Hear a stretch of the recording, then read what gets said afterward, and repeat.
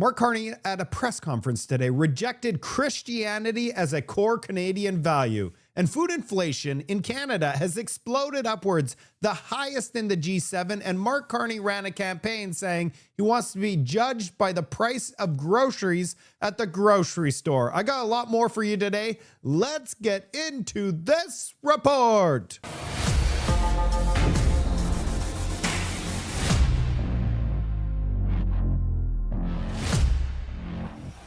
We're going to start off with the breaking news. Food inflation has exploded upwards. We have the highest food inflation in the G7. We have the food professor on CTV. January, take us through where we're seeing the biggest increases. Yeah, absolutely. So food inflation is up to 7.3%. Food bought in stores, I believe, at 5.4%, still quite high. If you compare Canada's food inflation rate, it's above any other G7 countries right now. Even if the GST holiday didn't happen last year, our food inflation rate would be at around 6.2, 6.3%, which would still be the highest amongst G7 countries. So you can see that really our food inflation problem is very much structural, not cyclical or temporary, but structural. And that's really the big challenge here. So the food professor didn't want to straight up say it, but it's because of the Liberal government. It's not imported inflation around the world because the United States has food inflation at 2.9%. In Canada, we're at 7.3%. Inflation target is 2%. So we are 350% above target right now. That means Mark Carney's grocery and essential rebate gets completely wiped out by this new inflation report. While Canadians are struggling to buy food, Mark Carney billed taxpayers $94,000 for one flight of catering on one single trip. He gets caviar and steaks. You get craft dinner. And this new Liberal government is the exact same as the old Liberal government. Here's your rebate, Canada. Wait a second, isn't that my wallet? I'm a data guy. We want to know where we're heading. And the way that we do that is we look at the charts. This is the food inflation in Canada for the last 12 months monthly. And you can see that we were hovering around 3% for the past 12 months until December hit. And now we're in January and we are at 7.3%. Here's food inflation for the last 5 years. But one thing I want you to pay attention to is the acceleration of food inflation. We topped out at 10.3% in September of 2022. And then we gradually fell from March of 2024. For 2 years, we hovered around 3%. And that tax food holiday is right here, where we actually saw food prices go negative. For the first time in history in Canada, it went negative. Then it went right back to 3%. Food inflation has doubled in 3 months. And look how aggressive the increase has been. When food inflation exploded the first time, it was not that aggressive. We went from 1.7% inflation July 2021, maxed out in a year. In 3 months, we have doubled. Where do you think we're going to be in just 2 more months from now? And to nobody's surprise, not one Liberal knows how much an average family spends per week on groceries. This is back from the leadership race last year. Mark Carney stayed silent and everybody else is like, I think I spend, I don't know. Check this out. Here, how much does a grocery basket cost for the average family? For four people? I'm not the one who deals with the food shopping at the house. 200 to 250 in Toronto. It's about 250. Yes, I've done grocery shopping. According to 2 organizations, it's approximately... I save more than my husband when I do the shopping. It's $300 per week. That's the Canadian average. They have no idea how much you spend on groceries. Does that not concern you? Because I'm sure they're looking at these food inflation at 7.3%. And they're already gaslighting us, saying it's because of Donald Trump. Or how about when Mark Carney was asked, how much is the price of strawberries? Est-ce que vous en achetez encore des produits américains? Est-ce que vous achetez des fraises des États-Unis? Vous envoyez fraises des États-Unis? Okay. je dois vous donner une réponse bizarre, dans un sens bizarre, parce que étant Premier ministre, je n'achète plus des fraises et tout cela. Quelqu'un le fait. So what he says is, I have to be brutally honest with you. I don't buy anything as prime minister, and he's never bought anything in his life. He has his servants to go and grocery shop and get him whatever he wants. He has no idea how much you spend on food. I did some homework and I wanted to find out what it costs for ground beef in Mexico at Walmart. So it's the same store, same product. What's the difference between Canada and Mexico? In Canada, we spend 300% more for the same product as what you could buy in Mexico. But we're told there's absolutely zero tax. There's no carbon tax. There's no fuel tax. There's no clean fuel standard tax. There's no packaging levies, and there is no compliance cost. Yeah, right. We are getting straight up robbed blind. As you can see, $20 per kilo in Canada and $7.85 per kilo. But this is nothing. The next story I'm about to deliver, well, before I show you the most mind-blasting data set that you'll ever see in your lifetime, Pierre Poilievre back in April warned us about Mark Carney. And oh man, was Pierre Poilievre bang on. Graph has reported that Mark Carney, while he was in charge of the Bank of England, was like, quote, and these are their words, an unreliable boyfriend, printing so much money that the UK would go on to have 11% inflation, and it was the highest in all of the G7. He also is widely blamed for having caused the housing crisis in the UK by printing so much money. We're not far from 11 point whatever percent. We're at 7.3. In one more month, we could go way beyond what he did in the UK. Think about that. With today's food inflation at 7.3%, Mark Carney actually told us a week ago in the House of Commons that his industrial carbon tax adds 0% to food inflation, which doesn't add up based on food inflation around the world being significantly lower than in Canada. Mr. Speaker, the impact of the industrial carbon tax on food prices is, as estimated by the Canadian Climate Institute, approximately zero. The impact of the fuel charge, which exempts diesel, which exempts gasoline, which exempts fertilizer, which exempts food processors, is de minimis. What it does do, the fuel charge, though, is support the people of the farmers of Battle River, Crowfoot, supports canola production, it supports biofuels, it supports our future. Hear, hear. The Honourable Leader of the Opposition.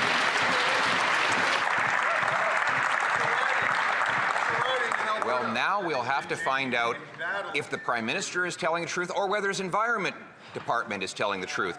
Their document shows that he says it doesn't apply to gasoline. According to his own Environment Department, it applies to both diesel and gasoline, 7 cents a litre this year, and yes, it does apply on farmers, fishers, and others. But regardless, we have the highest food inflation in the G7. I've given my theory on why, under his leadership, Canadians are paying more faster than anyone else. What is his theory for his terrible record on food inflation? The Right Honourable Prime Minister. Mr. Speaker, I know the Leader of the Opposition is just visiting his riding. But he would spend more time...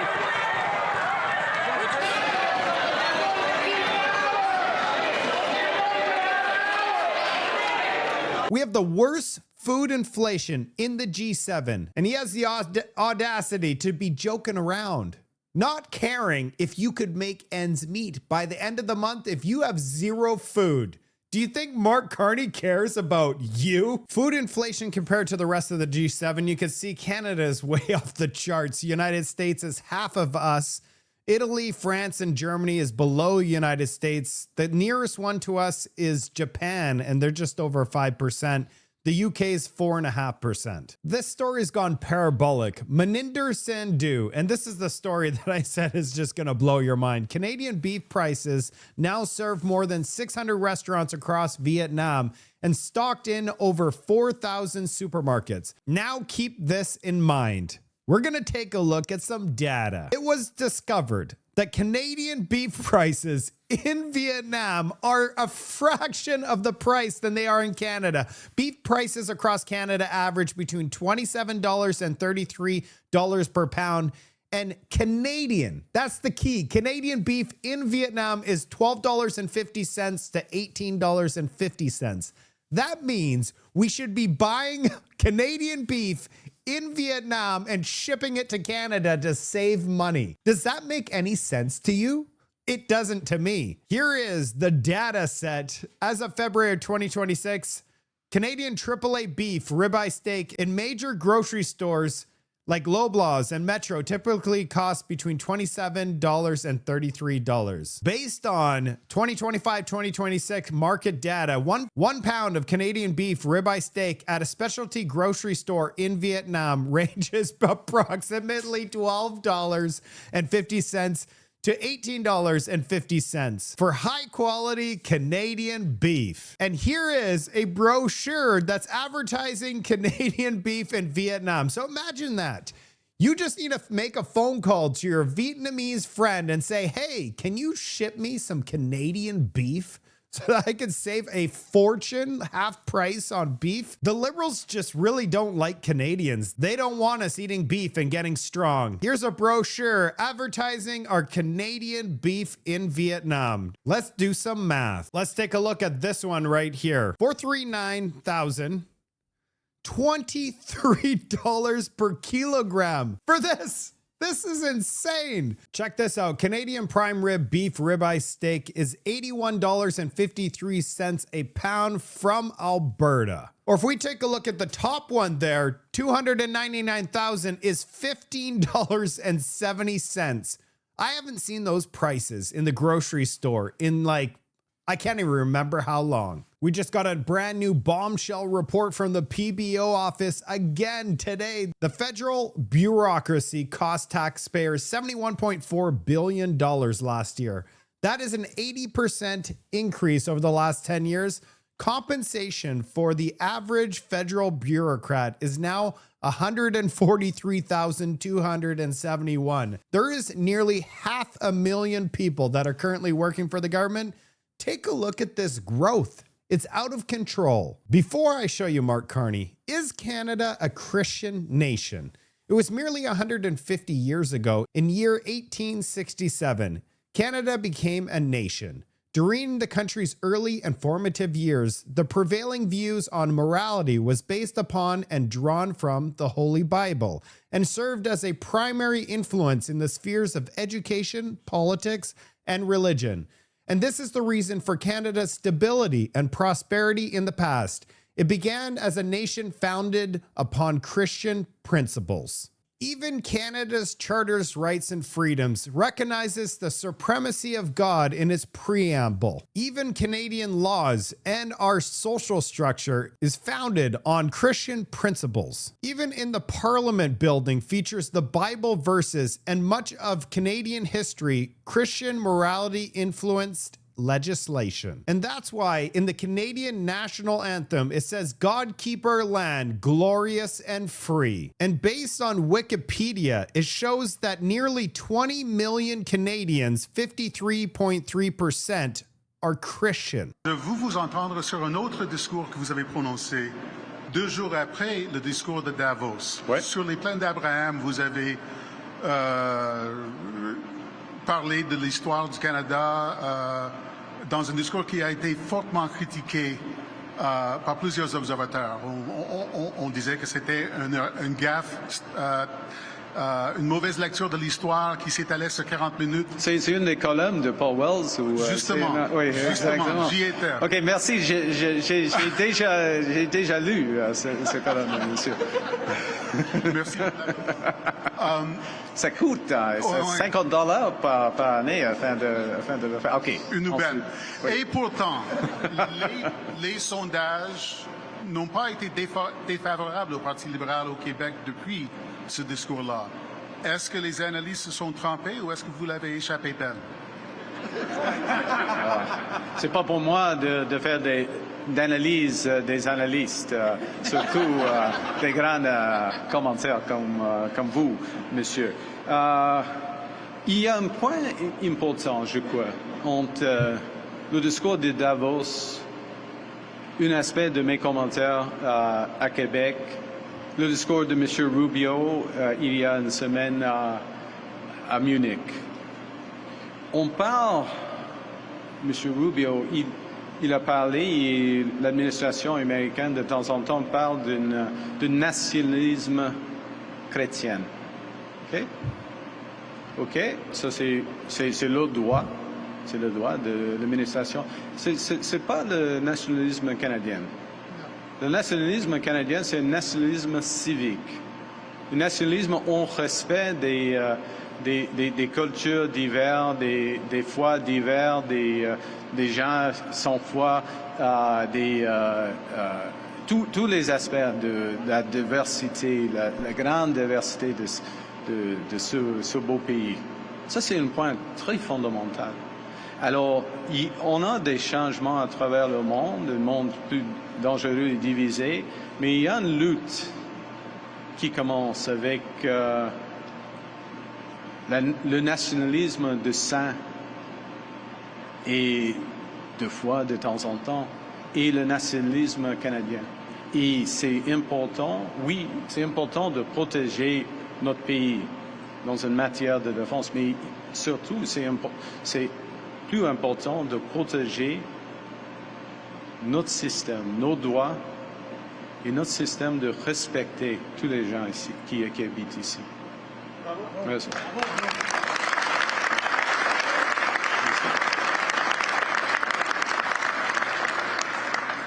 Here's Marco Rubio 12 days ago. Under President Trump, the United States has an opportunity to become more faithful than it's ever been before. Prayers has always been the country's superpower. Faith in God is what made us great. Even Donald Trump agrees. I've always said, you just can't have a great country if you don't have religion. You have to believe in something. You have to believe that what we're doing, there's a reason for it. There has to be a reason for it. Well, Mark Carney, a globalist, does not care about Christianity. It's quite clear. And he says Marco Rubio's wrong. Rubio, il a parlé, et l'Américain de temps en temps parle d'un nationalisme. In a nutshell, Mark Carney says Marco Rubio talks about nationalism based on Christian values, where in Canada, we don't have those values. C'est le droit de l'administration. And he says they have the right to declare this as an administration, but we don't declare this in Canada. C'est pas le nationalisme canadien. It's not the nationality of Canadians.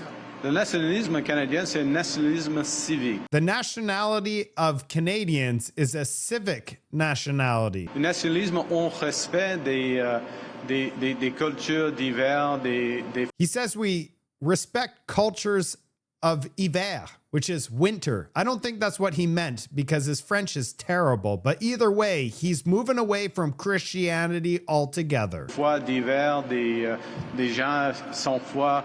People that are cold.